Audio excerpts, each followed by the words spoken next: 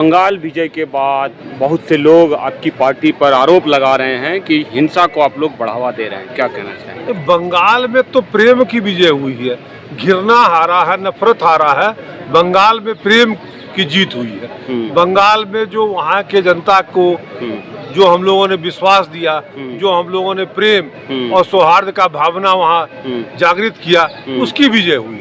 आज बड़ी मीटिंग हुई, लोग कह रहे हैं कि आपके जो समर्थक हैं बीजेपी के, वो मुसलमानों की दुकानें लूट रहे हैं, हेट स्पीच देते हैं। हेट स्पीच देते हैं। मोदी जी का भी नाम लिया गया कि हेट स्पीच तो हमारी पार्टी का कोई भी कार्यकर्ता नहीं दे सकता है। मोदी जी का नाम लिया मोदी जी और असम के मुख्यमंत्री का नाम लिया गया। नहीं, मोदी जी के बारे में तो मैं इतना ही कह सकता हूँ कि उन्होंने, उनका एक ही मूल मंत्र है, सबका विकास, सबका विश्वास, यही उनका मूल मंत्र है, सबका साथ। तो क्या लग रहा है, ममता जी तो अब कह रहे हैं इस्तीफा ही नहीं देंगे, आप लोग क्या कीजिएगा? ममता बनर्जी जी का ज्यादा उम्र हो गया है, बूढ़ी हो गई हैं। अब उनको जो है सो उनका दिमाग काम नहीं करता है। उनको अच्छा जो है साइकियाट्रिस्ट का जरूरत है ममता बनर्जी जी को। वो अच्छे साइकियाट्रिस्ट से इलाज कराएंगी और स्वास्थ्य लाभ लेंगे। वो तो कह रहे हैं कि हम समाजवादी पार्टी कांग्रेस को बुलाएंगे, अब एक युद्ध लड़ेंगे, जंग लड़ेंगे। अब युद्ध तो उनके बस का नहीं है।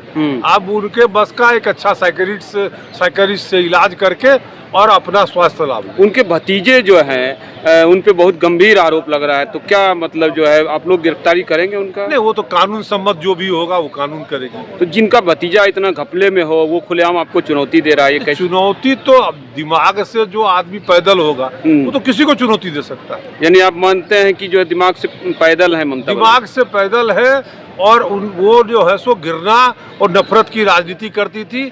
जो घृणा और नफरत आज हार गया वहाँ, और प्रेम और सौहार्दपूर्ण भावना जो है। कहती है हमने चुनाव हारे नहीं, हमको हरवाया गया है। नहीं, चुनाव जनता हराती है, जनता जिताती है। अंतिम सवाल जो है, मुस्लिम विद्वान कह रहे हैं, एक्टिविस्ट की जो है गृह युद्ध की तैयारी बंगाल से शुरू की जा रही है, भाजपा के द्वारा खुलेआम तलवार फरसे लहराए जा रहे हैं। नहीं, गृह युद्ध करने की स्थिति है अगर वो बोलते हैं तो उनकी बेवकूफी है।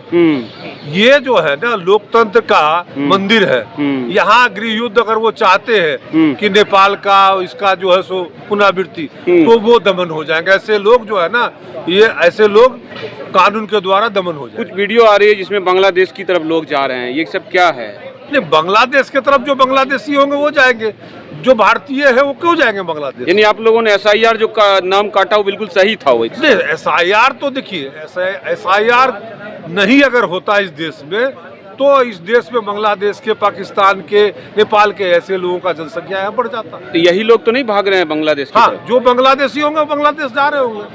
नाम क्या होगा? दिवाकर झा, ये लोकसभा प्रभारी, नई दिल्ली जिला भाजपा। अभी एक मुख्यमंत्री साहब हैं आसाम के, वो मुख्यमंत्री साहब कहते हैं कि मुसलमानों के यहाँ से सामान खरीदना बंद कर दो, आर्थिक रूप से इनकी कमर तोड़ देनी है।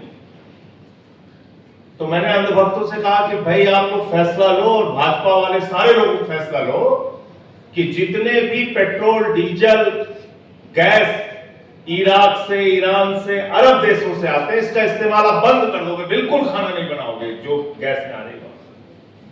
पेट्रोल डीजल जो आ रही है उससे गाड़ी नहीं चलाएंगे। मतलब हम कहां, किस ओर लेके जा रहे हैं? दुनिया भर की विकास की बातें होती हैं, तरक्की की बातें होती हैं, देश कहां से कहां, चीन कहां से कहां पहुंच रहा है, और हम लगे हुए नाली से गैस से चाय बनाने में। अभी बंगाल का रिजल्ट आया, फिर से पूरे देश में वाह वाह साहब, वाह वाह साहब, क्या कमाल हो गया साहब। अब वो बंगाल का रिजल्ट क्यों आया, कैसे आया, वो सारी बातें पीछे हो गई।